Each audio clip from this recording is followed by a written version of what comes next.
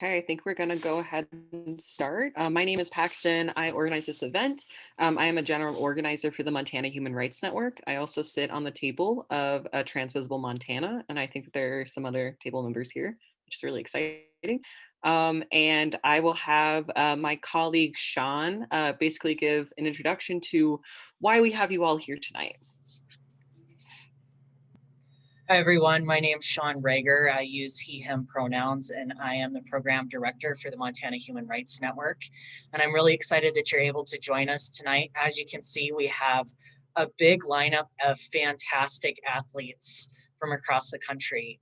I'm really excited to hear what they have to say, and we're going to get started tonight. But part of the reason that we wanted to have this panel is, first and foremost, the conversation about trans athletes and participation in sports has been getting louder and louder and louder.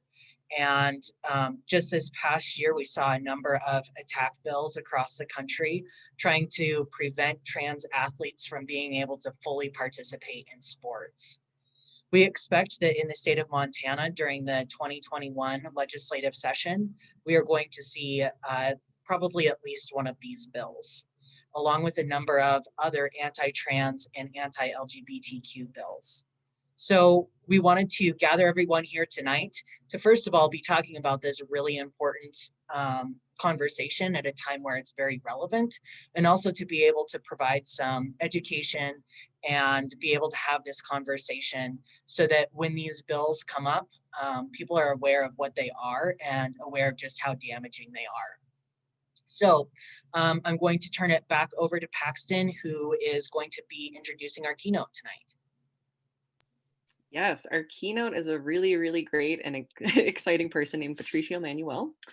He is also known as the Kakachoo. I hope that I did not pronounce that incorrectly. I'm sorry. In the boxing world. And he is the first professional male boxer who is transgender and one of the first visible transgender male boxers in the world. He debuted with Golden Boy Promotions on December 8th in 2018 and won a 4-round fight in the super featherweight division. So I will pass it off to Patricio to give you a little bit more information about himself. Hey, what's up, everyone? I'm still really, I guess, months into this pandemic, adjusting to the reality of doing keynotes on Zoom. I thought as an introvert, I would actually really, really like the fact that I can be wearing this nice shirt, but wearing sweatpants underneath, and I don't have to go anywhere. But I actually really miss being able to interact, I guess, directly, because we're kind of indirectly interacting through this medium. So with that to be said, my nickname is actually pronounced cacahuate or peanut. And for those who want to know why I have that name, it is because my head is so small. I was actually going back and looking at some transphobic responses people had made about me when my Everlast ad had come out.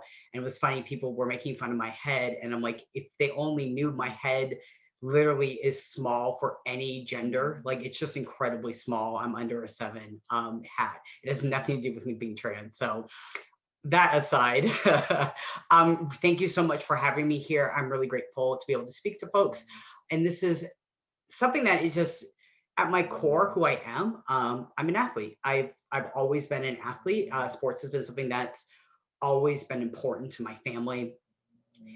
And this is something that it is wild to me that people feel so threatened about trans inclusion that during a pandemic, when people are dying, when people are losing their jobs, where people are getting evicted from their houses, this is still being moved in legislation. Like, that is just absolutely mind-boggling to me.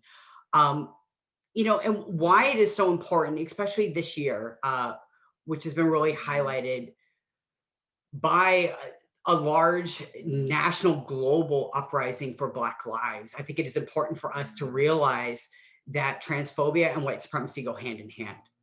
That the concepts of a man and woman being based off of a doctor saying, that's a girl, that's a boy, and this is your trajectory, is ultimately always based in white supremacy, especially as we stand on Turtle Island as people living in the remnants of civilizations that Americans destroyed in order to build up, who had multiple genders, as also coming from my own lineage of enslaved African people who in West Africa knew that there was more than two genders and two sexes.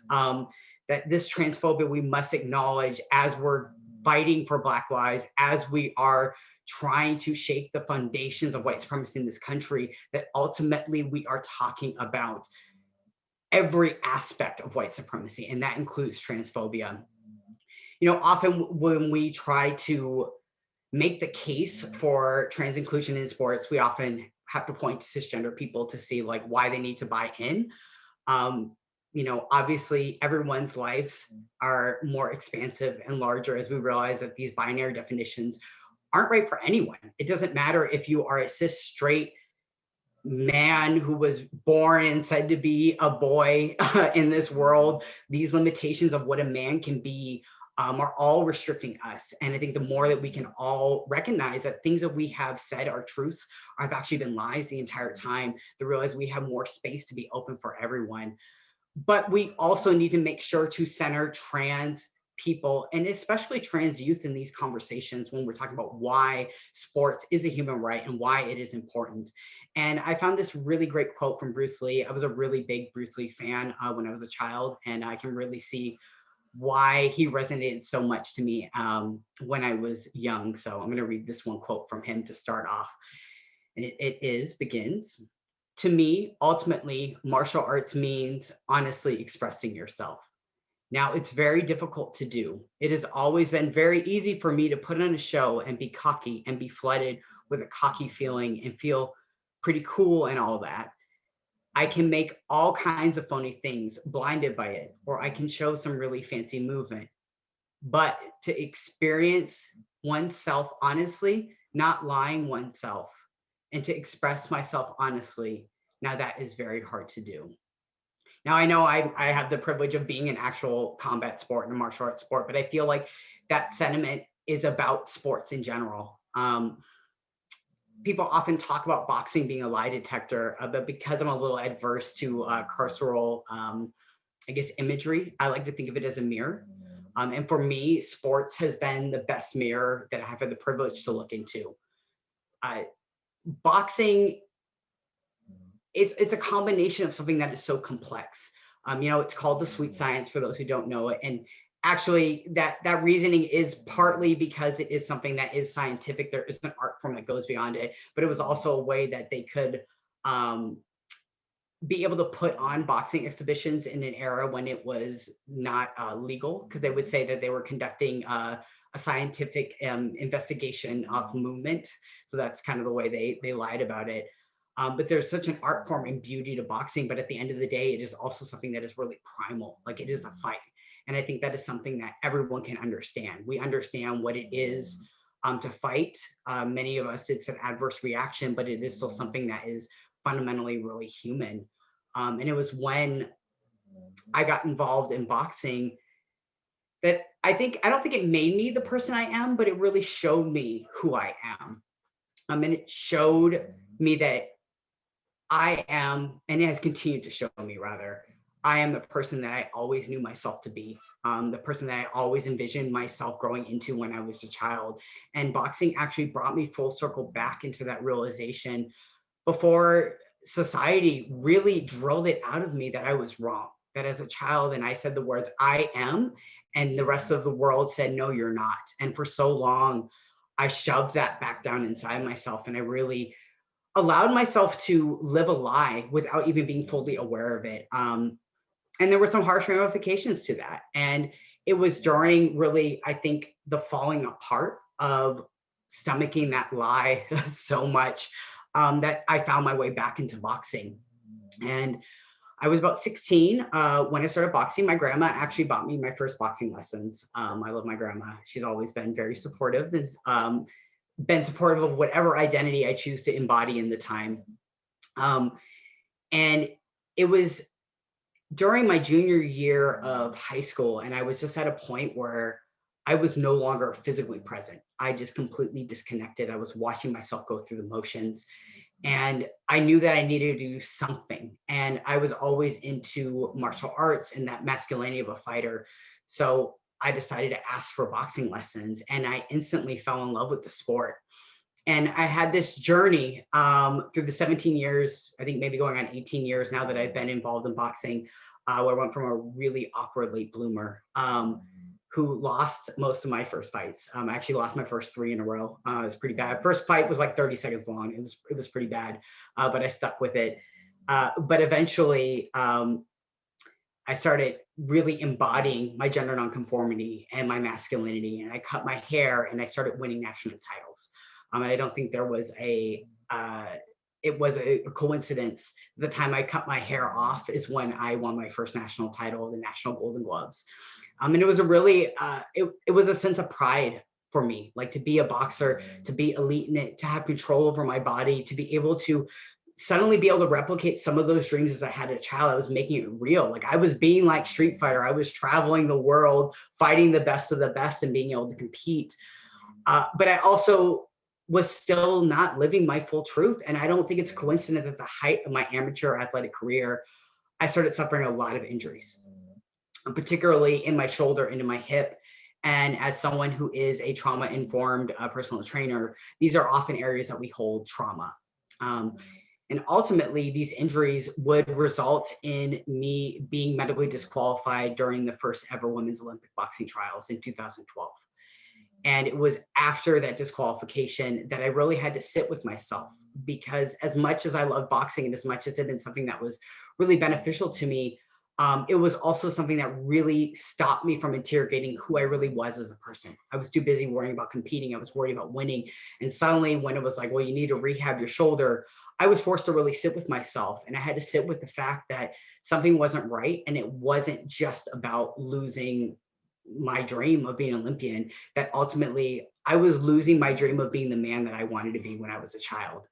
And in 2013, I realized that I really needed to step into my truth and I needed to live it. And it wasn't easy. Like, if I'm being completely honest, I never wanted to be the first. I never wanted to be a trailblazer. That's something I never wanted to be. But I never wanted to ask someone else's permission to be myself. That's ultimately what it was. I needed to live my path as I saw fit.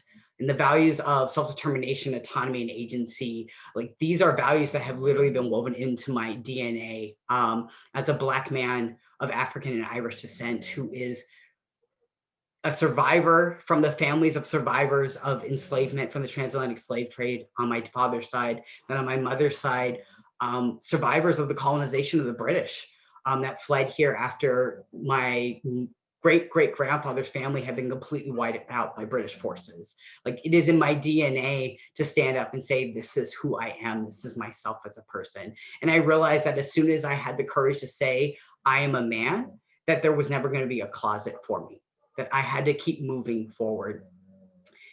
And, it cost me a lot. It cost me my gym. My coach of 10 years, who I love deeply, abandoned me. I lost years off my athletic career choice, even to be able to do this. But I just couldn't allow myself to be any less than who I knew I really was.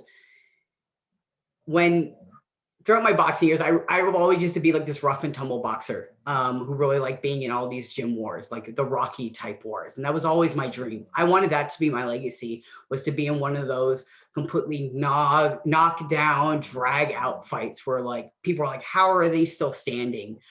And I have realized in the reflection, this has been one of the benefits of COVID, is also forced me to really settle down and think and reflect on the years that have gotten me here, is that I don't know if I'll ever get that honor of being in those knockout fights, be in one of those really, really brutal boxing exhibitions, because I'm not retiring. So who knows, and I hope, fingers crossed, I hope to get being one of those. But instead, I've really realized that my blood and guts battle was the journey to stepping through the ropes under those lights in Indio, California, December 8th, 2018. And during that downtime, I've also had to realize how much pressure was on me during that fight. There was a split second when I walked out into the arena and the smoke was casting. And I just remember being like, everything you fought for 6 years is all riding on this moment. And what happens if you don't win? Because I didn't get the privilege of being able to box just for myself. That when I knew when I was fighting, I wasn't stupid. I knew that when I was fighting, I was representing every other trans masculine boxer that wanted to step in that ring. And I had to shove it down and I had to go through my fight. And I think, back to what I said earlier about boxing really showing who I was and being that mirror to showcase, I have realized that I got knocked down. I got knocked down again and again by life, injuries, the red tape and the bureaucracy of trying to make policy into action, struggling to find opponents. And I still got up and I always still found a way to win. Because I think at my core, that's who I've always been. And sometimes the journey to get there is the hardest part. And it takes everything just to get to that moment. And I don't want anyone else to have to experience that. I want someone to be able to enter into the ring, enter into the ring, into the court, into whatever facet they want to be in, and not have to drag the burden of being the first into that space. It is my commitment to make sure no one has to pay the price to be themselves. And I'm committed to fighting for a world where being yourself isn't seen as an act of courage and bravery. And that is my commitment and that is my fight. And it's one I will not stop fighting, whether inside or outside the ring, until it's a reality. And I challenge each and every one of you that is listening to me today that you'll join me in that fight. All right. Thank you very much. That was wonderful. Thank you, Patricio. Yeah, that all makes a lot of sense. And I completely understand that pressure that is put on trans athletes and trans people in general, to that pressure of being the first or being publicly known when you didn't ask for that and you just want to be yourself. Like it's a lot to ask for in one person. That was incredible. Thank you for opening us up. For anybody that has just joined, welcome to the conversation. We are about to begin the panel. So I would like all of the panelists to answer the first question, which is just, who are you? And you can explain who you are to any depth that you would like. And we can start. Kirby is first on my screen. So Kirby, would you like to start? Sure. Hi, my name is Kirby Byerly, and I'm a swim team coach in Missoula, Montana. And I coach age group swimmers. So I coach kids from 5 to 18. So I'm happy to be here. Thank you, Kirby. That was wonderful. And we will go to Cole Reed next. Hello, I'm Cole Reed. I use he, him pronouns. I'm currently a student at the University of Montana in Missoula. And I was a openly trans varsity swimmer in high school. So that's why I'm. Thank you, Cole. June, would you like to introduce yourself next? Hi all, I'm June. I use she, her pronouns. I'm in Missoula, Montana. I'm here because I was the first trans woman to compete on a women's team at the Division I level in college. And I'm hoping that other people get that opportunity and hoping to raise awareness around laws and bills like that will prevent that from happening. Thank you, June. Ben, would you like to introduce yourself? Hi, my name is Ben Skinner. I'm actually calling in from Kitchener, Ontario in Canada.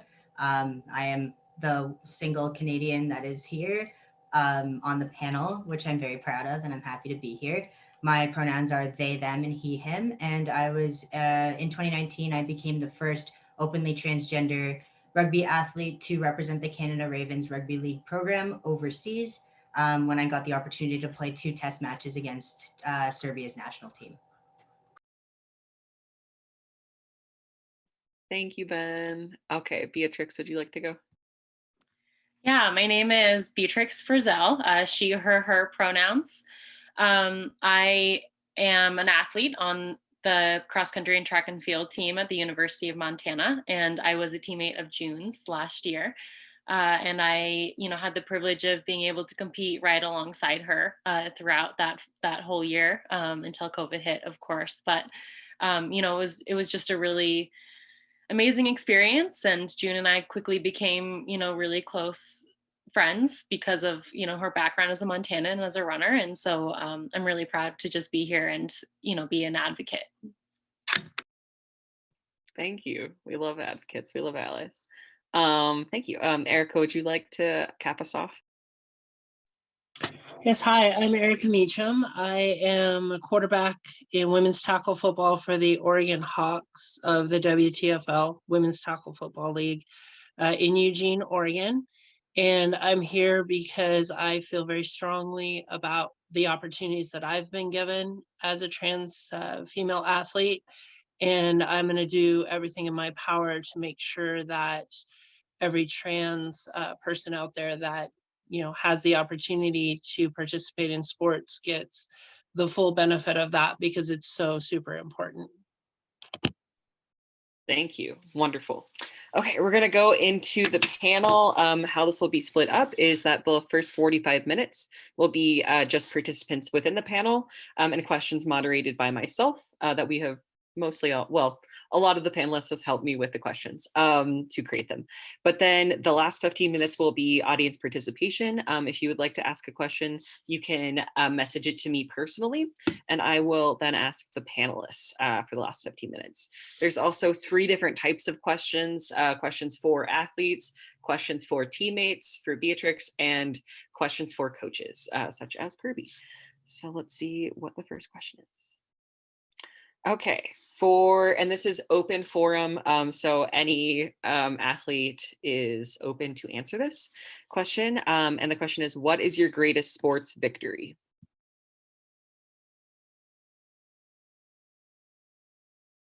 Go ahead, Erica. I wasn't sure if we should just start talking. My greatest sports victory is the fact that I'm actually able to play.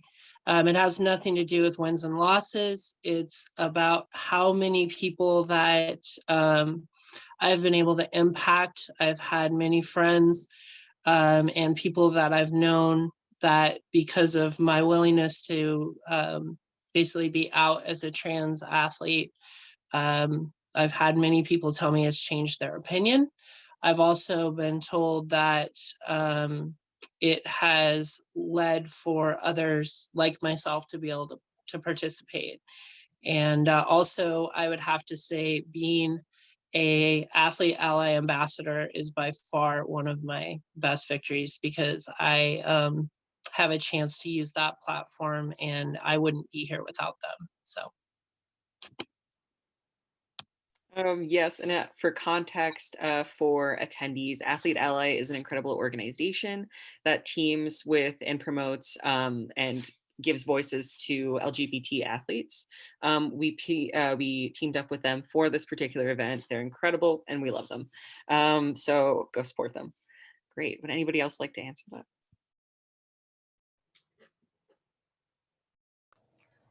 My greatest sports victory, or at least one of them, was receiving a message on Instagram from a rugby athlete who's also non-binary.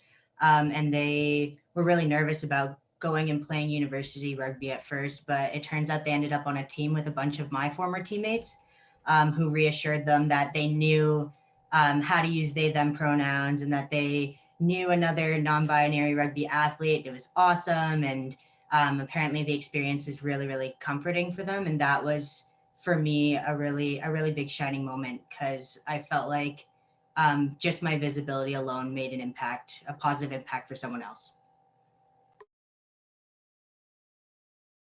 I'm just going to unmute myself and drop in with my personal victory. I think I have 2 personal victory. One will be in the sport, and one will be connected to the sport but outside of the ring. I think my biggest victory and probably like my career highlight isn't any of my national championships or even my pro debut. It was my very first fight in the male division as an amateur.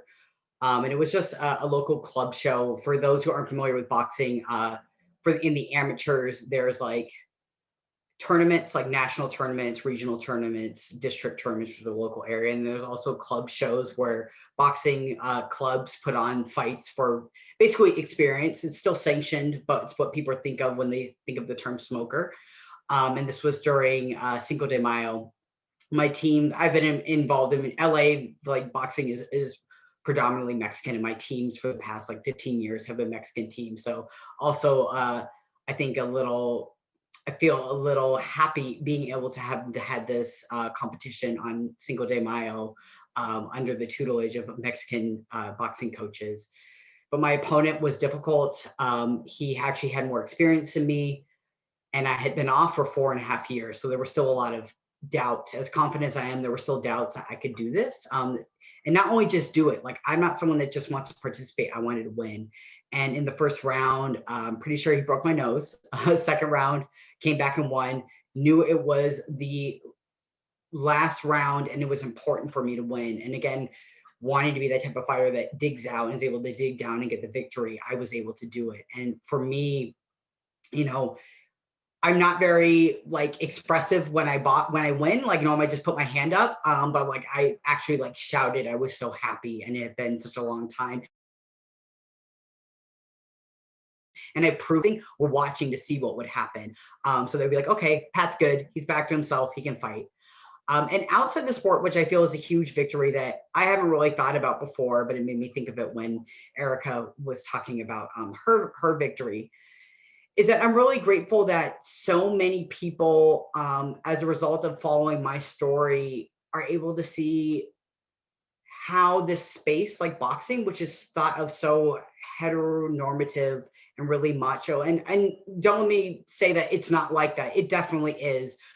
But there's so many men, specifically men of color, Black and Latino men, who had no understanding about Trans 101, gender identity, any of those type of things, be like, okay, like I respect you. I see you as a man. And so many people, when they were following me, got to see that camaraderie and got to see that level of respect. I get a lot of respect in boxing. It's the fans that are the ones who have booed me. It's not the actual boxers. When I was back there for my pro debut, it was refs, coaches, the other fighters. They were all super happy and cheering me on. Many even came to watch me fight because they felt so strongly about it. So I'm really grateful I got to show people that so many of these men, like, they care about me. And because they care about me, they now care and have an analysis around trans people. And I think that has a huge effect that hopefully will be felt in communities where, unfortunately, many trans people have to worry about being met with violence.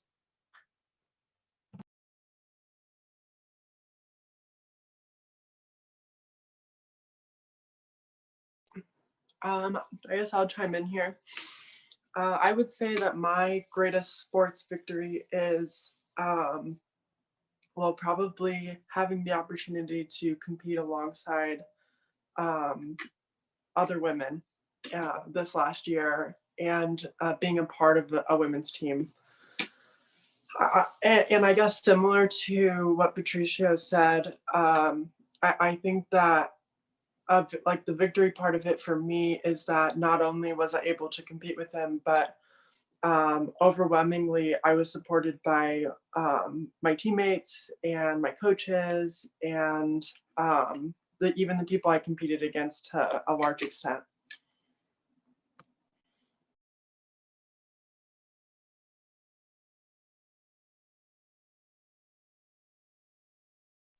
Thank you. That was really wonderful. Yeah. Also, just as for some background, I was an athlete, but I never competed openly as a trans person. So hearing this is very inspirational, and yeah, I can't even imagine how hard that must have been. Right. So the next question is just how have you benefited from, and what does the ability to participate in your sport mean to you?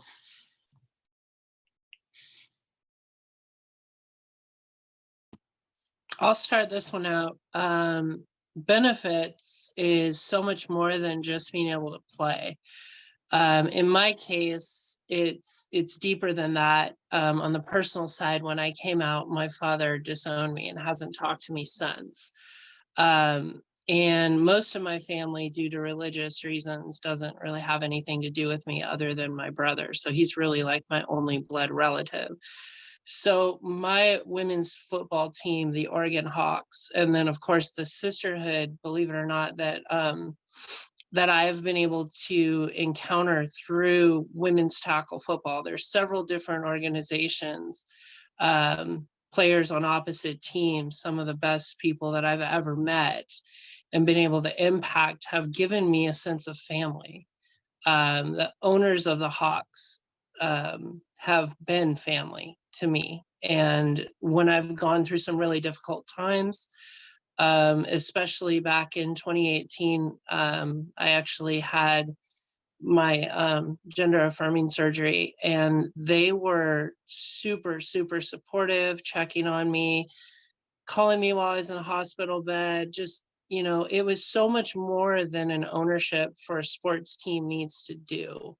And having that family atmosphere has just it's empowered me, not just in sports, but in life in general. And so I would say that is the most important thing that I get out of it. And then of course I love the game of football, so being able to still play and play on a high level with so many talented athletes. There's so many talented women football players. And to earn their respect right alongside them as a female athlete is what makes it so, so important.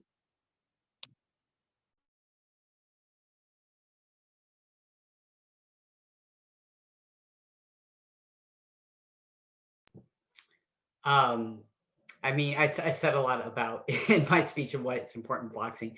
I mean, definitely being able to involve this in this sport. I mean, I get to punch people in the face and get like praise for it. Like, this is way safer than getting in a street fight. I love to fight. I love to throw hands. And I've also been able to travel the world. I've been able to experience so many things that, I would not have been able to experience unless I was involved in boxing, like to be able to travel to Ecuador or London and meet people in a way that you don't as a tourist, right? When you show up and you're like, oh, I'm actually here boxing, people have a totally different relation to you. But I think there's such spiritual importance to the sport for me. As a Black person who was raised by white family, my dad wasn't really a big part of my life. This brought me into connection with the Black community in a way that like I needed, especially as a young Black boy, even if people were saying you were a girl, I wasn't. And learning how to navigate this world without that sort of guidance, it would have been incredibly difficult for me if I did not have the leadership and camaraderie of so many men of color, Black men, who taught me just how to navigate this world as a Black person. And also to be in a space where white people weren't my authorities. Like, that is something that I don't get to experience outside of a boxing circle.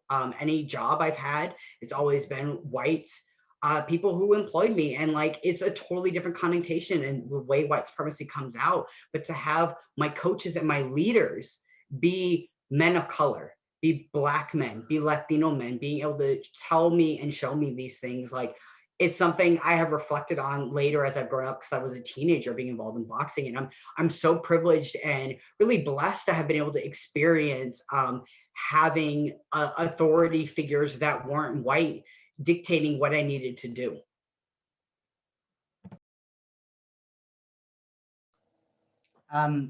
For me, part of what is really important about my sport being rugby, so I was assigned female at birth, and with that comes a lot of societal expectations and limits on bodies that are assigned female at birth. So for example, like I was told many times, too many muscles don't look good on women, which is a complete lie, first of all, but also just absurd to think back and think people were telling me that all the time. And when I started playing rugby, it was the first place where I found, even in women's rugby, every body is welcome. And there's something really special about rugby in a sense that there's literally a spot for every single body, shape, size, type on the field. And it's always been somewhere that was really open and friendly to LGBTQI plus people as well. So it was the first place where I was surrounded by people who are all different shapes, sizes, and every single person, muscular, heavier set, skinnier, we are all embraced for our different talents and our different, skills. And it was really monumental for my own transition, because it was really important for my own self-love. And the way I look at my transition, like both social and physical, it's an act of caring for myself.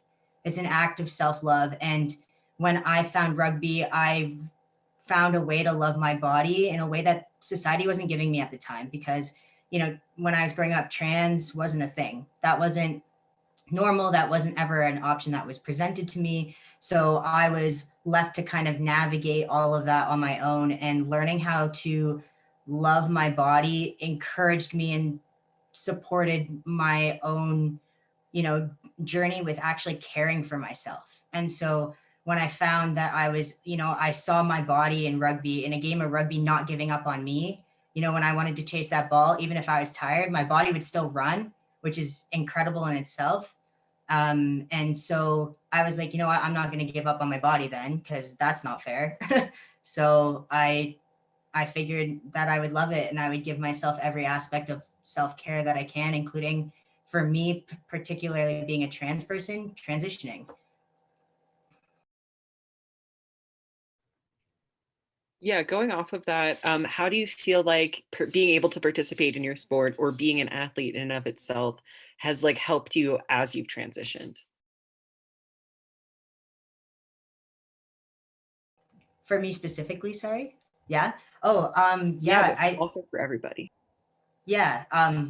I honestly just, it, um, I don't know. Like, I think that there was a lot of things that like are affirmative when you play a sport, when you're allowed to participate in a sport. It's like, hey, you're welcome here as you are. And that's a really big thing when you're going through a transition, because when you are accepted into a space as you are, you know that people, for example, are loving you, your teammates are loving you and supporting you as you are.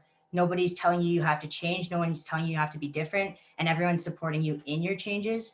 That makes it a hell of a lot easier to just go through with it, and to explore, and to go through with the processes that are going to make you whole. So it's both, it's an internal and an external thing. Like, you're benefiting from the external, the society, the family that you've created and that surrounds you. And then you're also benefiting from that affirmation and that internal journey as well. I could take this one also. So for myself and my own transition, I think that I have gained actually a lot of life skills related to my transition through like experiencing the adversity that comes with that. Because I essentially existed on my high school swim team, especially as an openly transgender man, but I was unable to pursue like hormone therapy or surgery until like after I graduated high school and I was able to escape my home life. So during that time, I had to teach myself not only how to have the courage to transition socially without a safety net at home, but also do so in front of people who saw me like in just a swimsuit every single day. And with that kind of like very visible, plausible deniability, I guess I had to look within myself to tell all of these teammates and sometimes coaches and parents to respect me and my pronouns and identity. So I think from that has come a lot of like, there's a unique kind of strength that I think especially like all transgender people have, and I'm really grateful for that. But on the more positive side, I did have a lot of teammates who were wholly supportive, and I was actually also able to, I had a teammate who pulled me aside, and he was about like 3 or so years younger than I was. And he told me, this is the name I have chosen. I'm using he, him pronouns, and I have the courage to do this because of you, which was really cool. So, yeah.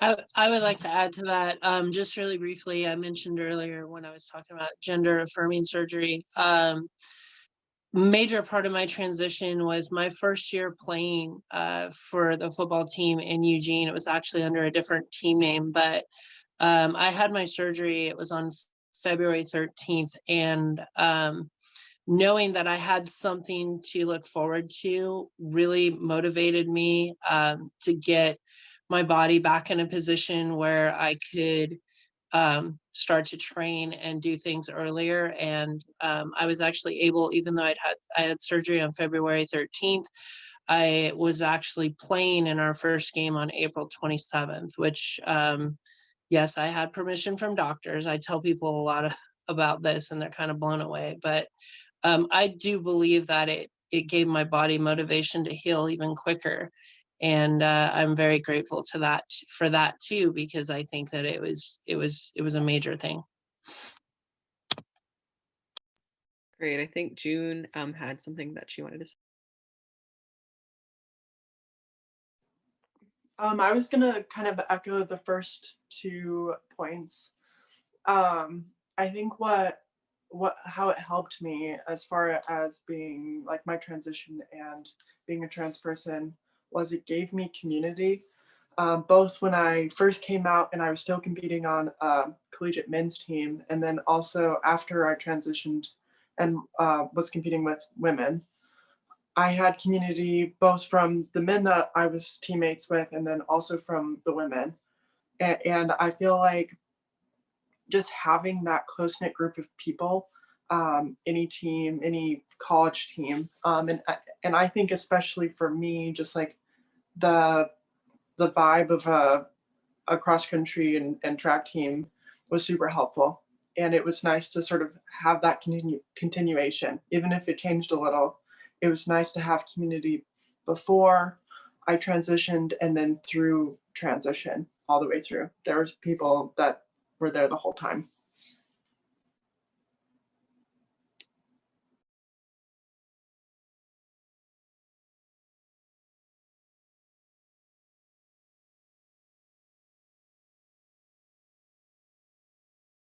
Cool. Okay, so for the next question, how do you feel like your participation in your sport has changed your sport? And do you think, but yeah, how do you think that has changed it, your participation? I mean, I definitely think I have left an impact on the sport of boxing. I showed it's possible. So many people, including trans people, I don't think, and I know because they said it, they have said it, that it wasn't possible for someone who was not male assigned at birth to defeat another, cisgender male athlete. And I've done it multiple times. Like it's totally possible. It's not about even just being in it. It's like we can be excellent in it. And I feel like there is something around trans athletes. And I would say this is, obviously not speaking for trans female athletes, but I think this goes extra hard in their angle, is that we can participate, but we can't be good in it, right? Like then it becomes an issue of, and I had this too, where people were like, oh, you won because you were cheating. It was first, there's no way you will be smashed. Your skull is too weak. People who don't even understand how anatomy or physiology work are suddenly becoming biologists telling me why it would be a death sentence for me to go in the ring with someone like I'm not regularly sparring with professional boxers in my gym 3 to 4 times a week. And then when I win, it's, oh, you won because you were cheating, right? Like we can't even just participate. Like we never get to be as good as or as bad as, right? Well, we don't even just get to be authentic athletes. There's always a reason behind it. But what was so important for mine, I think I needed to win. Like I had to win. I had to win that fight. There was no options for me. Because I knew that if I had lost, and people be like, see, we told you, even this multiple national athlete wasn't able to overcome a quote unquote real man. And I proved that I'm just as able to as anyone else, because hey, guess what? At the end of the day, I am a man just like anyone else. And last time I checked, the only thing we were fighting with were two fists. It had nothing to do with what was below the waist. Yeah, something that I definitely noticed while I was doing background research for this event is that generally nobody cares about trans athletes until we start beating cis people, and then everybody gets very upset. But yeah, I said that. Yeah, would anybody else like to answer? I would like to talk about, so last year, it would have been 2 years in a row if it hadn't been for COVID. There's a game that's played in Las Vegas in December. It's called the Women's Hall of Fame All-Star Game. And I was chosen to participate in that game. And it's with some of the best female athletes from all over the United States. And basically going into that event, I definitely had reservations because you never know, especially in football. I think a lot of the female trans athletes that would say they played, it's different experiences. Fortunately for me, I've never had like any bad experiences on the field, but you just never know. There's people coming from back east. There's people coming, predominantly from areas where maybe we wouldn't be so comfortable. And I'll give the example of there's a team in Utah that has several women that play for them. And I was able to be on their team, on the West team. And what was so awesome about that experience was, when I went down there, I guess I just assumed people knew who I was or that they knew I was trans. And, this fear, like if I go down there and like you said before, if I win, if I do really well, are they going to just be like, oh, it's because you're trans? But in so many cases that I found out, because you do an event like that, you meet a lot of different people, through social media, they hit you up, they want to be friends with you. There were so many of them didn't even realize it till after the fact. And I've had at least 3 or 4 tell me that playing with me, seeing that I was just like any other woman out there, working really hard, training really hard, playing really hard, but not necessarily just being out there and destroying everybody, was an eye-opening experience for those people, because they got to see that just like the other women out there, we were all the same.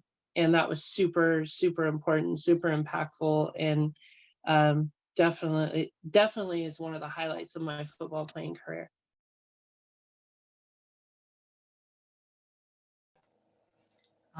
In terms of impact, I'm really fortunate to be in a sport where it was already really, really welcome to trans individuals, lesbians, bisexual people, etc. Like really open and welcome to the LGBTQ community. But I will say something that I have noticed. I'm really active just in the grassroots rugby community in Canada in general.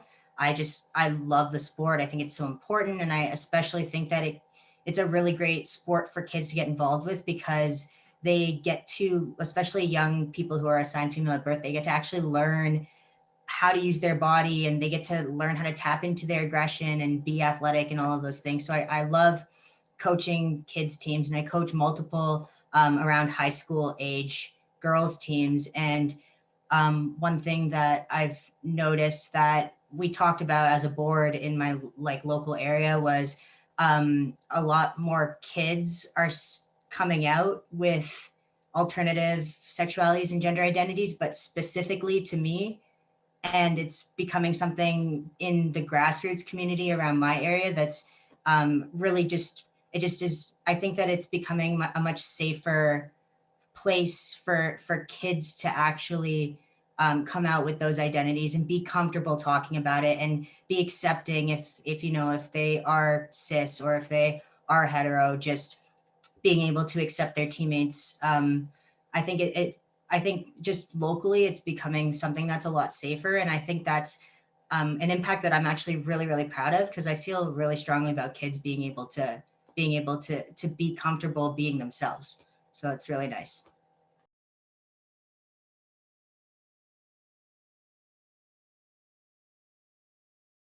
Yes, visibility is so important. And Patricia, I also really appreciated that you spoke to your experience as a person of color and seeing the visibility of having like leaders and people that are like informing you and teaching you and coaching you. That's brilliant. We love it. Awesome. Okay, so I think we'll do one more question for just athletes, and then we'll open it up to coaches and teammates. So the last question, and you can answer this as to whatever depth you would like, or you don't have to answer it. I just think it's important for attendees to hear. But what have you experienced any sort of negative attention? How did you handle it, and who was your biggest supporter?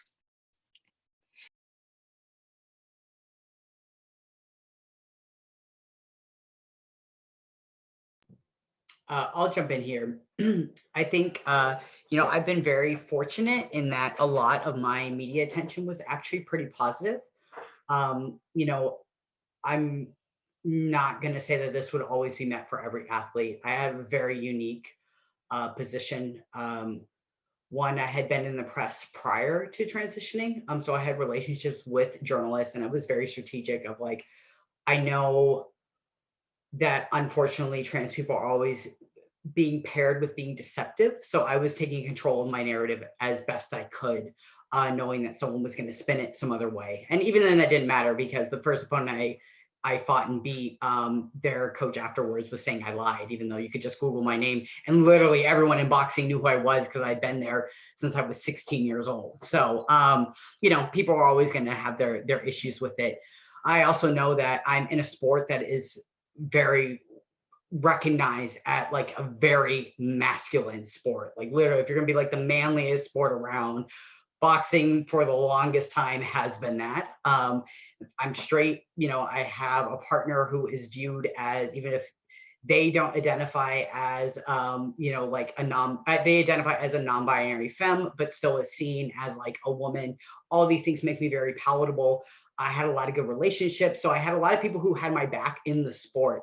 But even then, I was going back last night and looking at a post on the Shade Room when Everlast put out my thing.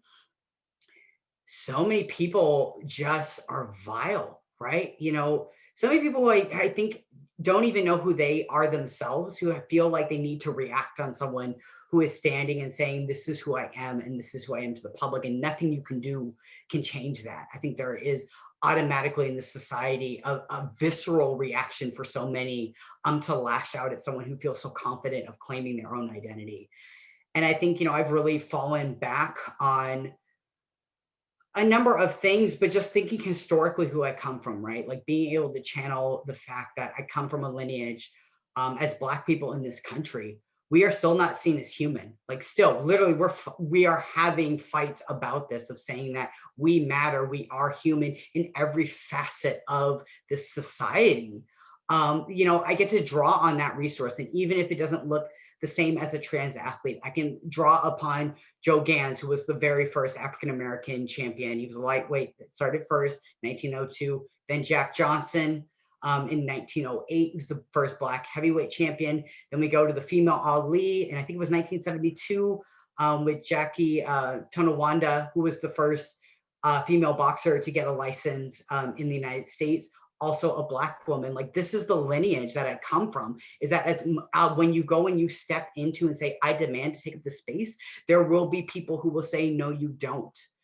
And you know what the response has been? I don't care. I don't care. I know who I am. I was watching Unforgivable Blackness, for those who haven't seen it. It's a documentary on Jack Johnson. I highly recommend. And he had this great quote, and I'm probably going to butcher it, but I think this is ultimately, this quote sums up how I feel with the response to anyone who says anything negative about me. As he said, oh, I'm going to butcher it, but essentially, when it's all said and done, I want them to remember that I am a man. And that's enough for me.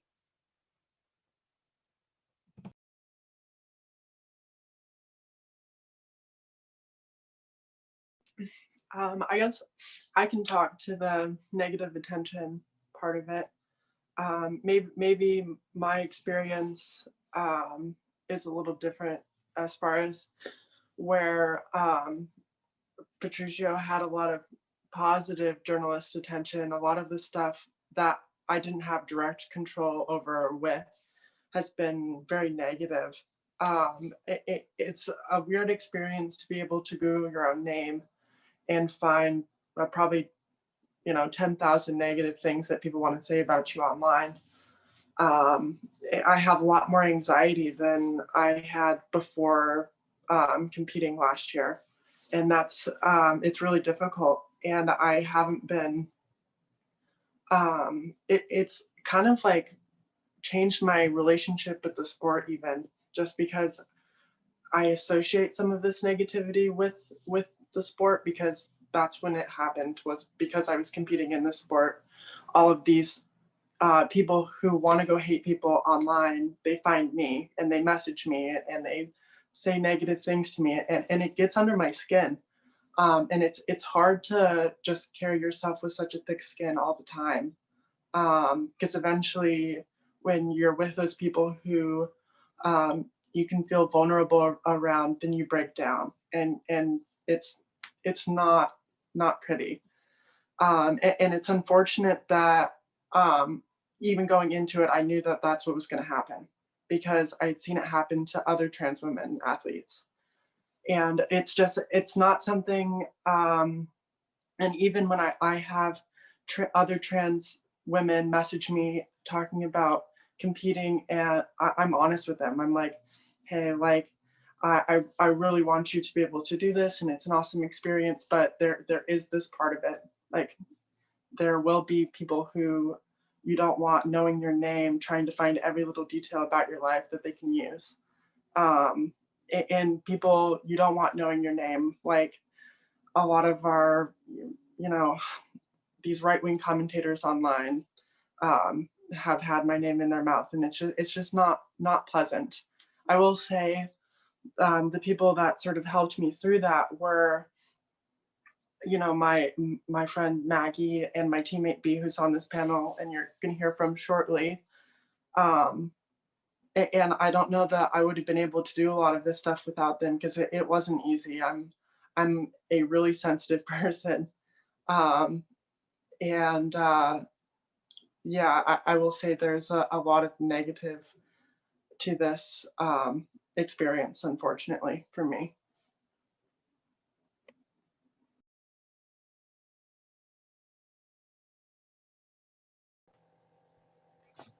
I would say for me, it hasn't necessarily been from like opponents or fans that I play against other teams. And in fact, as I mentioned before, I've had a lot of support from players outside.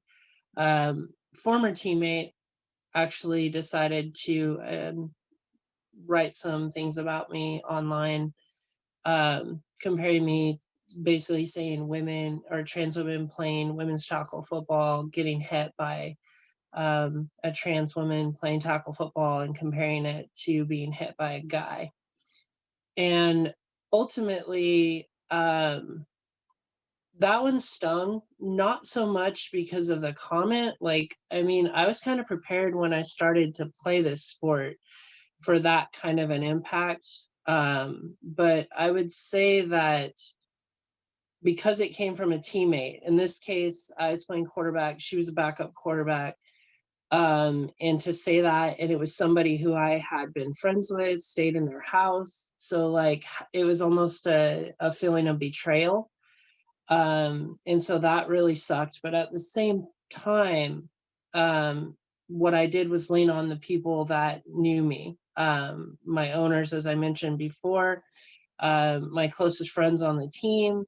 And basically what they said to me was that they're only doing this, Erica, because they know it's the one thing that can get to you. And for whatever reason, they want to get to you. And I think that one of our owners' comments was, they are just so mad that they can't beat you. It's like they know you're better than them, so they're going to use this to attack you. And I think having had her say that and had that echoed by other teammates really helped out. And so for me, believe it or not, I've been very fortunate not to deal with it on the other side, but who knows? The more you become public about these things and talk about it, the more you expose yourself.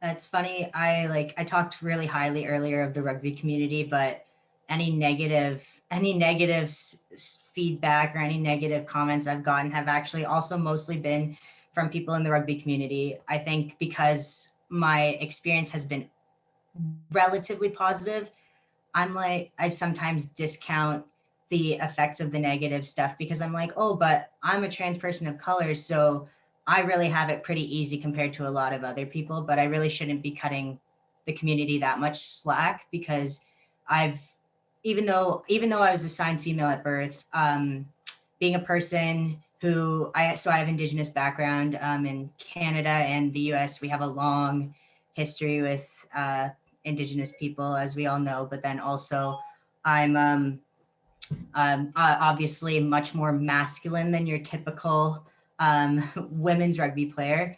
And I get a lot of people speculating about details about my body that are none of their business and speculating about things like my hormone levels. And essentially, a lot of the time, it actually comes from people who are trying to make teams that I'm also trying to make, and I have to work just as hard to make those teams.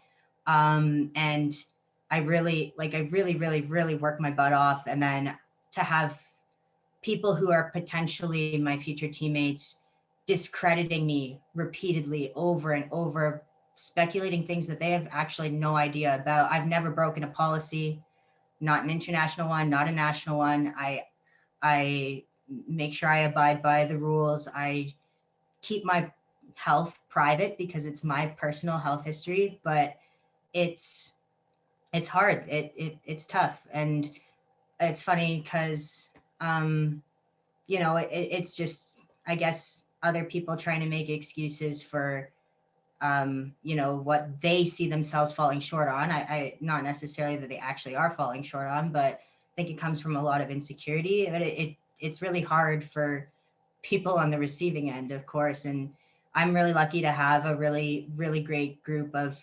friends in the rugby community that support me and that defend me at all costs. And I have a wonderful partner, and she is always there when I have, those some days are tougher than others. And she's probably my biggest supporter of anyone. She's always there for me, and she always tells me, water off a duck's back, cliche as it is.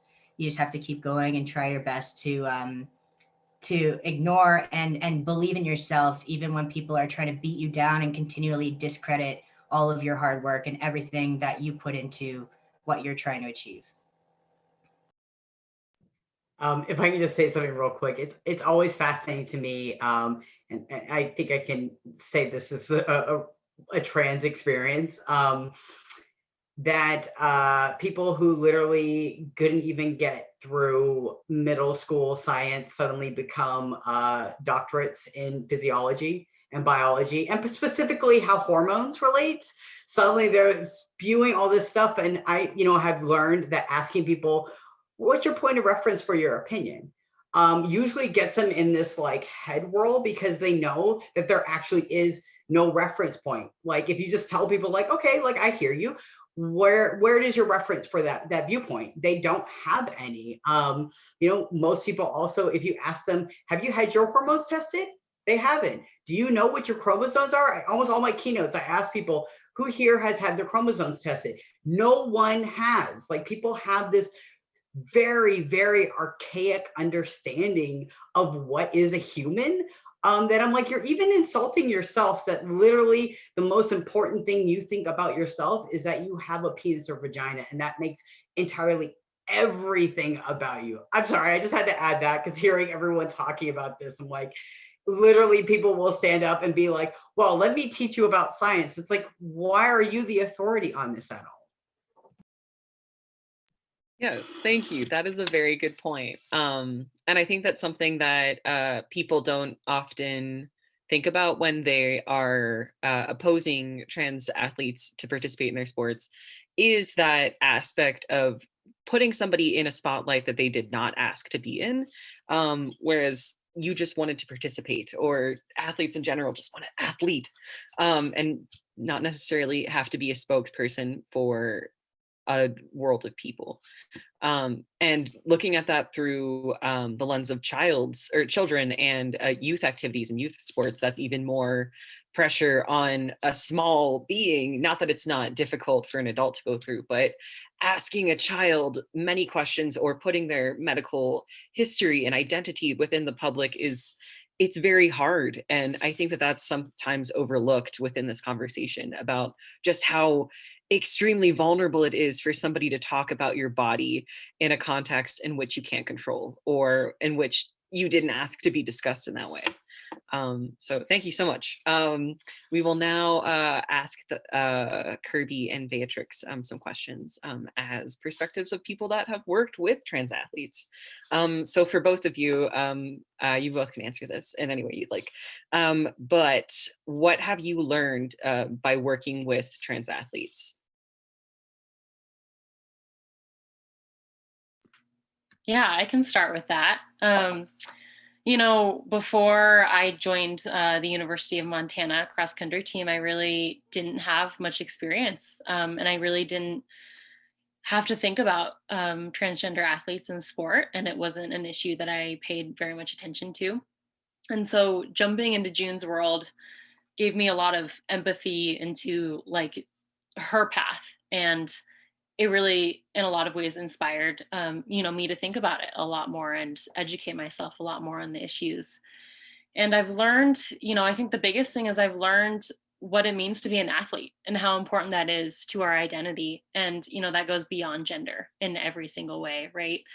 Um, and I think it's incredibly important to our mental and physical health. And I think every athlete will tell you that. And so it's not really something that you should take away from someone when you look at those facts. And then I would add that a lot of that empathy and passion comes from the negative aspects of the experience for June. You know, there was just, you know, from threats online or protests or hate messages that were made so publicly, it makes it really difficult to like maintain your own worth as an athlete and appreciate the hard work and effort that you're putting in, you know, every single day, right? As a collegiate athlete, it's every single day. um, and so to see someone go through that experience and basically be discounted for the effort and work that they're putting in and threatened as a human being, I think I really learned a lot from that experience.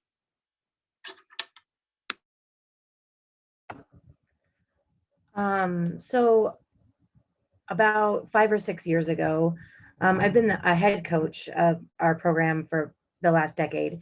So I was relatively new in being a head coach when we were having our very first trans athlete come to us and ask for help in making sure that we were good with that. And first of all, that made my heart break that they had to ask if we were good with that. Um, and um, and it was kind of just there wasn't there was no book on it. There was nothing. I had to work with USA Swimming just to figure out how to get their name changed and their gender changed in their registration forms. They had swam 2 years in one gender and wanted to switch, and they didn't even have a policy or a procedure on that. And so just going through like the logistics of it was pretty crazy. USA Swimming was awesome, but they didn't have anything for youth. They only had master's programs, and NCAA's had just started dealing with it. So it was relatively new for everybody. Um, and then watching that and just seeing how resilient my athletes have been is just so inspiring. I thought it was going to be such a hard conversation to tell one of my athletes that they would essentially have to start with brand new times by changing genders. And they just got a big grin on their face and said, "That's fine. I plan on getting faster." And they were just so excited to get to swim in the right category that it just didn't even phase them. And we're talking a 10-year-old. That's pretty wild and so much for a 10-year-old to deal with. Although they had such a strong community, it was really easy for me to get to be a part of that community. On a personal level, I was in a really unique situation because I was pregnant with my first child, and it led to some really great conversations between my husband and I that weren't even on our radar really. And watching this amazing family and watching our community really led to some conversations about how we would be the best ally for our child when they were born, and how we would find every opportunity to make sure they got to do whatever they wanted to do and how they wanted to do it, was pretty unique. And it's been really great because we are a program that works with kids from 5 to 18. I've had such an opportunity to see growth in these athletes and their comfort levels change, um, and their communities change. So it's pretty wild and pretty cool. So yeah, so, but I'm constantly learning. And so it's finding different places for me to make sure that I stay educated and stay on top of making sure that I can be that advocate always, and not just saying it, but actually doing that. So. Thank you. Yeah, I think Sean and I will give ally trainings to businesses and other organizations. And one of the things that I like to say during my presentation is that when you're in the life of somebody that is trans, you are also transitioning. Like we're all going through this experience together. You're learning to use different pronouns and a different name for me. And in that, I am changing you. And I think that that's really beautiful. Thank you. So one more question for you, both of you specifically. What advice would you give to another teammate or to another coach who is about to work with a trans person or a trans athlete? Yeah, so I have three things. First of all, I would say to connect with your teammate and really emphasize and get to know who they are as a person and treat them as you would any other teammate. And then really support and communicate them throughout the process. And if you can make the step, also be an advocate, I think is a really big thing. There really aren't enough people speaking up for inclusion and openness in sport. And then second, I would say educate yourself and educate other people, because there's a lot of people that assume that they know the science and they don't. And then they even more fail to like maintain what is really important in sport. And I think, that goes on to like redefining what sport means to you, right? And so it's not always about competition. It's not always about winning. And so, that third aspect of building your own healthy relationship with sport that isn't based on winning and losing, and understanding that, there's a lot more to sport in terms of the community that you're building and the healthy aspects of who you are as a person and how sport contributes to mental and physical health, and beyond. And so really, yeah, maintaining that healthy relationship with sport beyond your competitors. I would say, especially working with youth, you have to remember that they're a kid first and they're a person, and they just want a place that's not their house, that's not all of the baggage they have at school. They just want a place where they get to work out and use their bodies. I love what Ben said about that, just getting to feel your body doing great things for you. Every kid deserves that. Every person deserves that. And remembering that, and remembering how honestly lucky we are that we get a front row seat to watch them evolve as a human, and that our sport might actually help them out in that evolution and in that growth. I you know I I've seen a lot of kids go through some hard stuff, and swimming. I think Cole said it. Um, it's a really intense sport because there's no clothes, and watching kids figure out and navigate that is incredibly hard to see sometimes. So just making sure that you're reading body language and you can in a way that is supportive without pulling them out of the water and doing it in front of their teammates. See what they need from you. You know, if they're wearing a binder, how is that going to change their breathing pattern? Because that does change things. It is restricting on their breathing, so they might be short of breath for a little bit. It's knowing those little things and feeling good with the relationships you have with your swimmers or your athletes to do that. So and just know that everybody is in that in some way, and people are people first. They are not their gender. So I think it's a pretty great thing to get to be one of the adults in their world. Awesome, thank you. Yeah, as somebody who grew up not knowing they were trans until I was in my 20s, being able to use my body and understand how it works and feel powerful in my body through swimming just, I have no idea what I would have done if I didn't have that outlet. So yeah, so going off of that, and this is for all panelists before we go into audience questions, but why do you feel and why do you think that it is important and necessary for trans kids to be included in sport?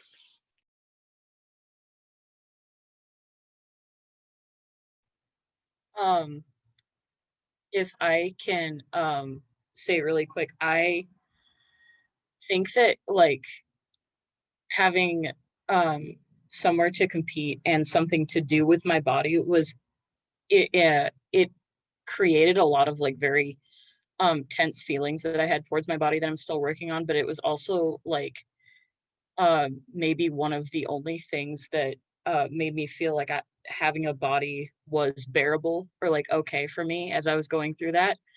Um, and I think that it was just very helpful to me in a unique way that I could like um, that I could go out there and I could do something really cool and I could actually forget about like what my body actually was and then focus on what it could do for me, you know.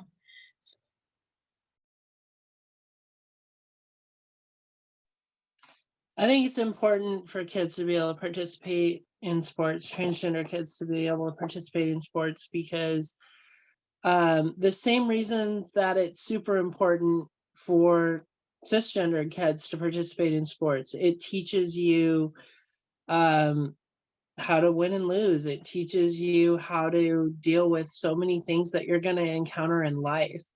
And I think that it also, at least in my experience, it gives you that sense of family. It gives you that sense of belonging. And especially as a trans person going through my transition and, you know, what I alluded to earlier, not having the support of a blood family to the extent that, you know, fortunately for some, they do get that. I also know there's a lot that don't, but that was my family. And for these kids, you know, if you exclude them from sports, you're just making that much, you're just making their transition that much harder. You're just making their lives that much harder.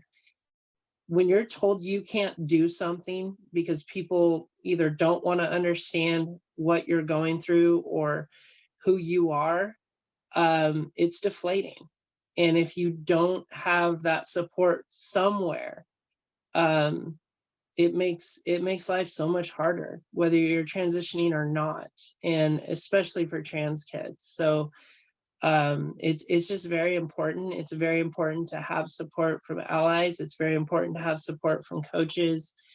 And if you don't get that as a kid, I can't even imagine. I didn't transition till later in life, so I didn't have that experience, but I know what it's meant to me as an adult. And I, you know, in listening to these experiences with people that are going through that and coaching trans athletes, I just want to thank you for what you're doing, because that is so important, and it's just going to make their lives that much easier.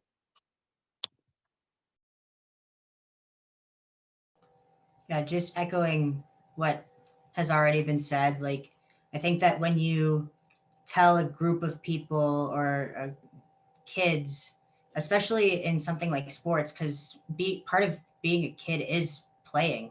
That's a massive part of being a kid and growing up. And when we, as a society, if we tell a group of people you aren't allowed to participate in this thing, it's not good for anybody. It's not good for the individuals. It's also not good for all of the kids standing by who are now learning that it's okay to exclude people who are different.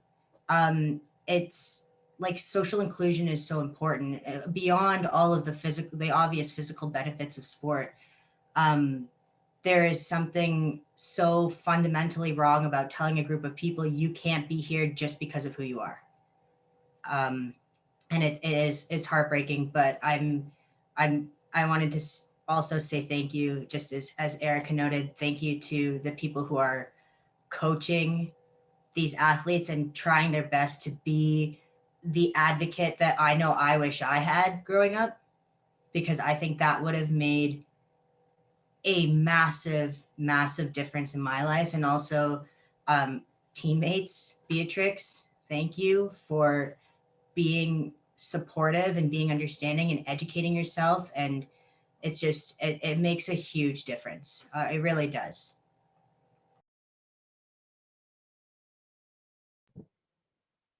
We have a major problem in society, specifically thinking around children. And I'm not a kid person, but I respect children for their honesty, for just their sponge-like quality and exploration that they have. But we have a major, major problem of not listening to children when they tell us who they are. We have a problem with not giving kids agency.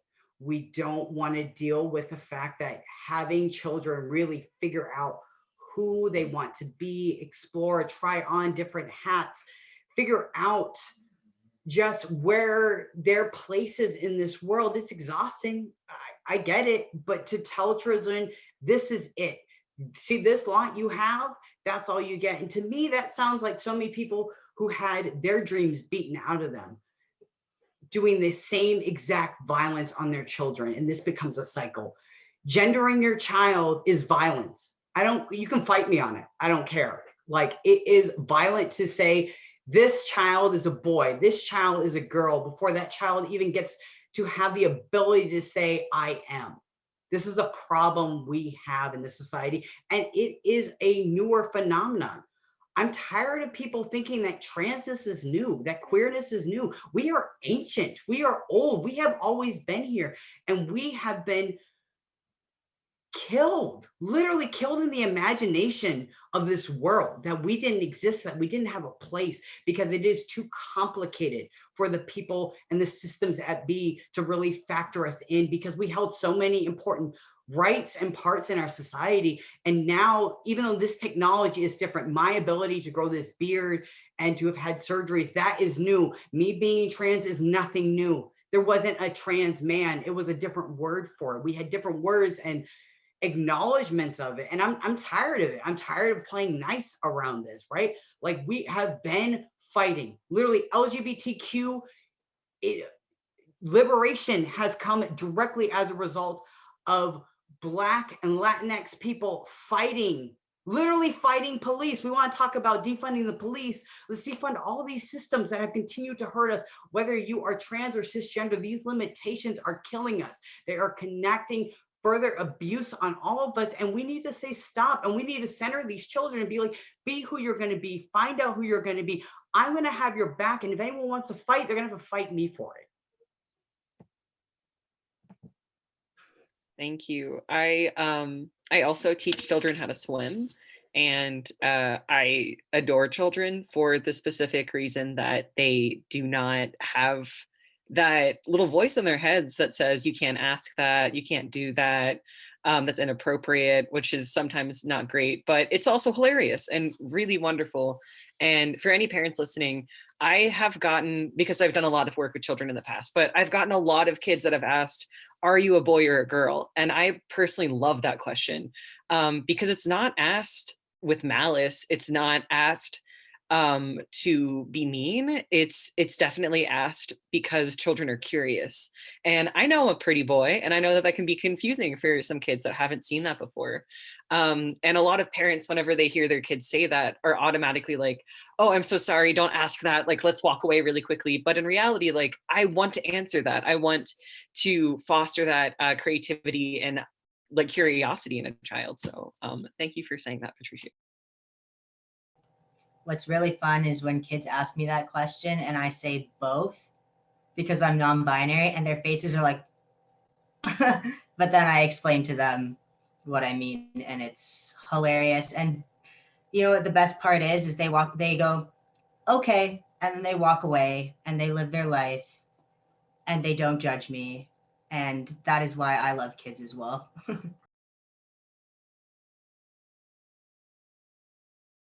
Thank you. Yes, I love kids. I miss giving kids lessons. We are done for the season for until January, so I very much miss them.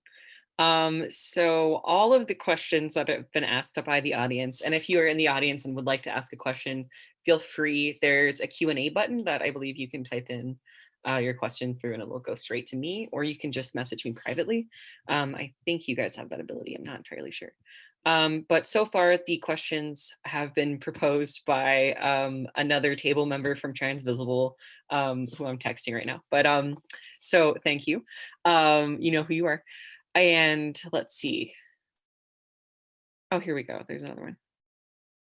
Ooh, there are some that are very interesting that aren't too heated. So I think I'm going to ask a fun question first before we dive into anything else. But what is your side sport of choice? And that is how the question is phrased, which I guess is also maybe like, what is your, what kind of other sport do you use to cross train or something along those lines? So what's your like fun sport or your side sport of choice?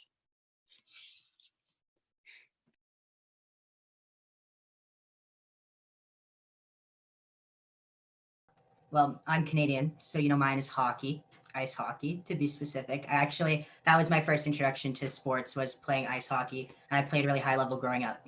Super fun, love it.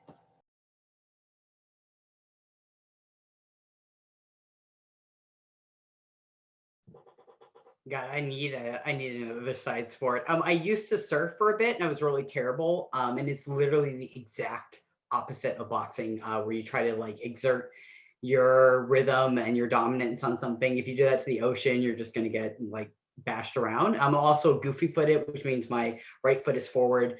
So it was the opposite, but my shoulder injuries kept me from being able to do it very often. So I feel like I will have a number of side sports as soon as I retire from the sport. But right now, with all the injuries happening, I have to keep myself in a little bubble. I was gonna say my side sport would probably be basketball, mostly because when you play a quarterback position, it's all about footwork, technical things that you do, and basketball definitely involves footwork and ball control. So I would say basketball. I'm pretty into a lot of different outdoor activities.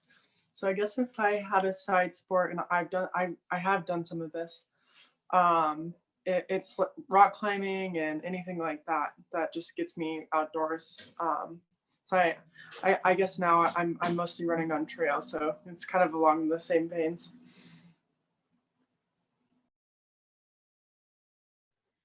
The team I swam on would always do kind of loosely regulated, no holds barred, fight to the death style water polo. And it was a lot of fun. I enjoyed it very much. And yeah, I missed it a lot. Kirby, I noticed that I don't think your team does water polo, but my high school team did, and it was very bloody. We can't because our pool isn't the right regulation. We've tried, and it's hilarious to watch them try because they have no background in it. But we do play. Other sports. Like one summer, we tried to do a different sport every Wednesday for dryland, just to get their hand-eye coordination together, and that was pretty hilarious and awesome to see. So we really like ultimate frisbee is like our number one. So.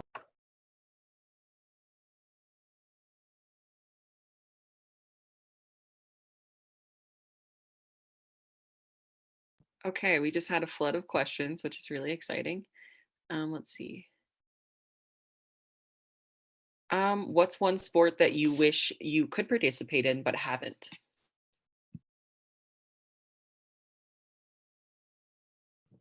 I'll say right now, wrestling. I think my body type was actually made to be a wrestler and I didn't have any exposure to it, which is probably good because I fell in love with boxing, but I really wish that I had tried wrestling and will definitely get into some grappling when I'm done with boxing.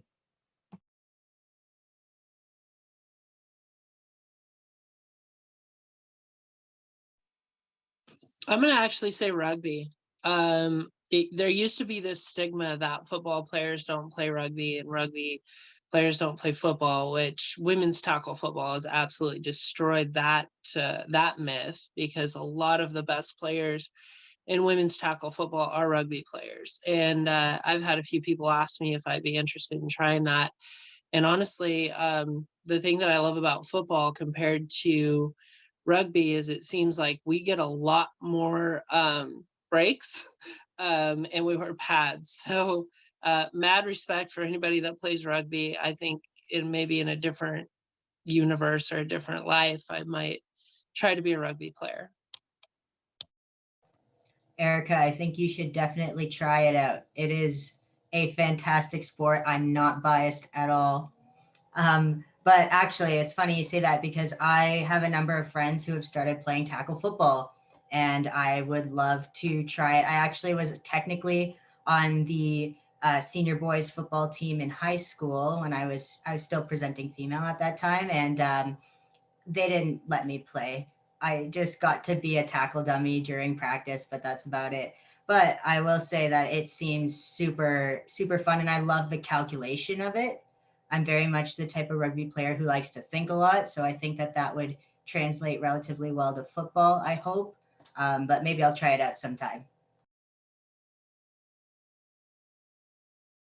You definitely should, Ben, because there actually has been, I think that I found out more that there's actually several women's tackle football teams in Canada. So if I got to try rugby, you got to try that. Though my owner is on this call, and if she found out I was contemplating rugby, I might get slapped.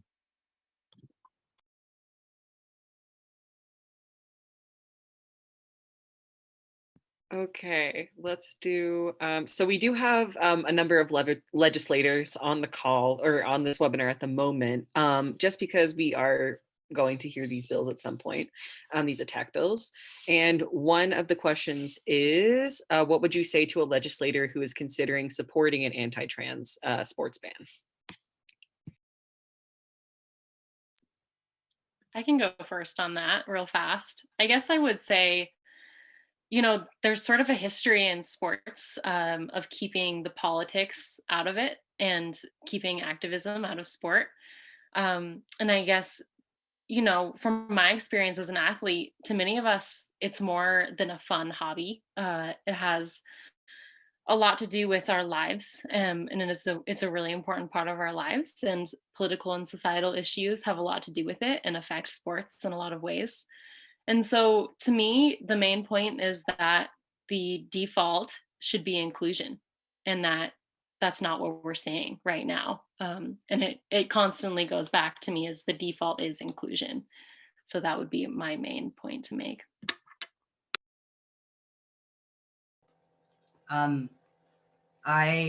If I were to speak to a legislator, I would say, please take a holistic look at the policy that you may or may not support, because I think that oftentimes people get caught up in the sex binary, which we know is not a thing anyways, but beyond that, getting caught up in this idea of fairness and injuries and safety and all of that, you have to understand that people come in all shapes and sizes, no matter what their gender is. People are trying to play sports because they're trying to reap the benefits of sports that are vast and immense. There isn't just one or two benefits. There is psychological benefits, there are physical health benefits, there's social benefits. There's so many things that if you choose to deprive a group of people of those things in a stance for, oftentimes the argument is protecting women. If you actually take a holistic approach at looking at that, you're not actually protecting anybody when you do that. You're just harming more people than you even sought to protect. If you want to actually protect women and women's sports, fund them better, make them equal, do things that protect them from from being cut short, from having to practice in the end zone while the boys get the entire field. Do things that are actually going to protect women's sports, and don't take this narrow, short-sighted view based on a sexual binary that doesn't actually exist to support a policy that you might not even know any trans people. If like, that's maybe even step one, is talk to some of them. And you'll quickly see that when you take a holistic approach to looking at whether or not you should support a policy, you're not doing any, you're doing more harm than you are good, is what I would say. I would like to follow up with Ben on that, because one of the things that I think is awesome is the rugby community has come out in full force in a lot of positive ways. If for those of you that don't know, the World Rugby Organization, or I hope I'm saying that right, they put a ban on international participation for trans women. And Ben, I'm sure you could probably say more about this, but what my point was, if you go to Rugby for All, which is on Instagram, I believe they're also on Twitter, but they ran a campaign when all this went down where they asked all kinds of different athletes in women's rugby to speak up on this. And so many cisgendered teammates and coaches and just people that were involved in the game stood up and said exactly what Ben just said. You really want to protect women in sports, focus on the things that are unfair, the things that you completely ignore. And I personally feel like these bills that are coming out is just the next way to attack trans people in general. First, it was the bathroom bills. Then they found out there was absolutely no basis for that.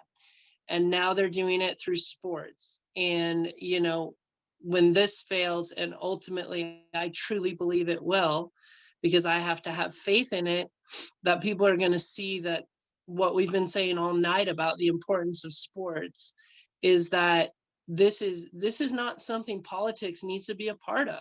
It just shouldn't, whether you're cisgendered, transgendered, or anything. There's more important things they should be focusing on than that. And the fact that they want to police it for whatever reason is absolutely absurd. Yeah, I think I would actually like to ask a question back at the people who are involved in the legislation and be like, are you in relationship with trans people? Because I feel like I have experienced this myself. Once you know a trans person, and not just know, like, oh, I know that trans person, like have your trans friend over there who's like the one, but you're not really in relationship with them. Like, I have watched the transformation of having that relationship with someone who is trans. Witnessed it in boxing. People I call friend who were homophobic and transphobic until they really were like, oh, I care about you as a person, right? Like, this legislation that you're passing, you should not be able to pass it if you do not know and are in relationship and have spent time getting to know the people and the stories that will be impacted by the laws you are passing. It is not fair to pass something that literally can mean life or death. Because I will say this, for me, boxing saved my life. If someone were to say I can't do it, if I wasn't able to do it, I wouldn't be here. Right? People are going to pass laws on something that does not impact them. If you are going to pass laws and legislation that impacts the lives and the livelihood of people and children. Let's not forget these are literally children. Then you need to spend the time, not just one visit, not just like a brief like Zoom meeting with people. You need to break bread. You need to be in relationship with these people. You need to build with these people before you make any sort of decision that will impact them.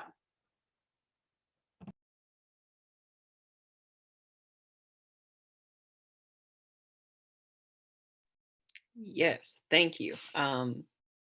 Definitely. Something I like to say is nothing about us without us. And yeah, thank you all so much for coming here today and having trans voices not be the minority. That's pretty wild when I'm on a panel or in participation with an event where my voice is not the minority. So thank you all so much. That has been great. We're going to end with one more question. It's a fun one. What is your pump up jam? The Climb by Miley Cyrus.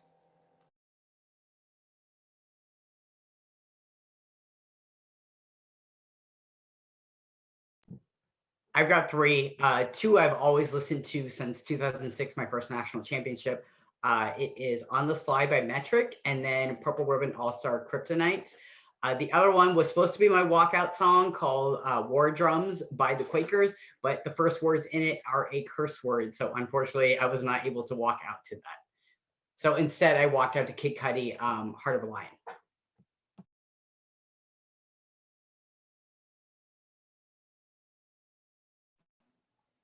My pump up song for a lot of last year was Energy by Drake, just because a lot of the lyrics just kind of felt like they fit.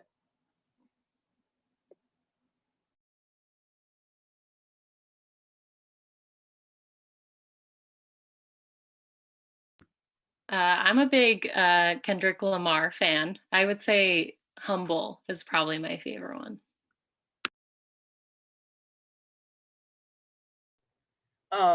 When I was in high school, in swimming, I would listen to Black Sabbath before swim meets. Yeah.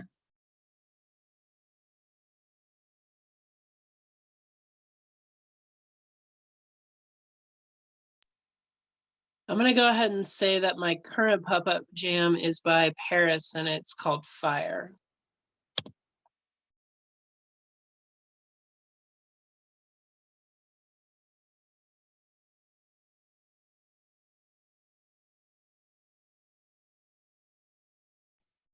Cool, thank you.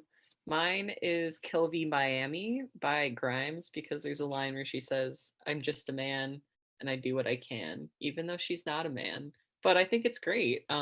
Yeah, wonderful. Ben, did you have a pump up song you'd like to share?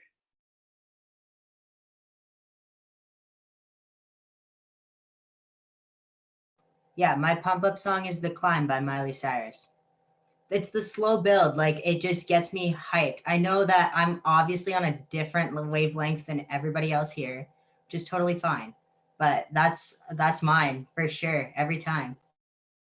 Thank you. I forgot you went first. Yeah, that song does have a really great like climb, and I climb very funny, but I run to it. Sorry, I totally forgot. Well, thank you all so much. It means so much that you all are here, pretty jazzed. And we're going to end with a final note from Sean. Yeah, so we want to give a special thanks to all of the athletes here, to Athlete Ally, who helped connect us with these fantastic and phenomenal athletes. We want to give a big shout out to the Montana Gender Alliance. If you are trans, non-binary, or two-spirit, the Montana Gender Alliance has a network of support groups across the state that are currently meeting online. In addition to that, we are going to be starting a new support group for parents. So if you'd like to hear more about the Montana Gender Alliance, you can reach out to Paxton, who will be sharing his email and contact information in the chat. In addition to that, big shout out to Transvisible Montana. Please follow them on Facebook, Instagram, and Twitter. We firmly believe that the best way to combat these bills is by lifting up the voices of the people who are impacted, by lifting up the stories and experiences of trans, non-binary, and two-spirit folks. So please follow us. Follow Transvisible. Don't be afraid to lift up those stories that are told from the perspective of the affected community members. And then in addition to that, big thanks to Bridger Care, who helped co-sponsor this event. So for those of you who are wondering what's next and how you can help out, please reach out. We will have a lot of volunteer opportunities in the coming months. We are going to be doing everything that we possibly can to prevent these bills from passing. During the 2020 legislative session across the country, there were over 100 anti-trans bills that were introduced. Only 2 of them passed, and both of them are being challenged in court right now. So we want to add to the number of defeated bills, and you can help us out by contacting Paxton at paxton@mhrn.org to sign up. Thanks again, everyone, and it was such an honor to share this space with all of these incredible athletes. As a trans person myself, it was incredibly moving, and I am really looking forward to being able to watch this again. Thank you all so much.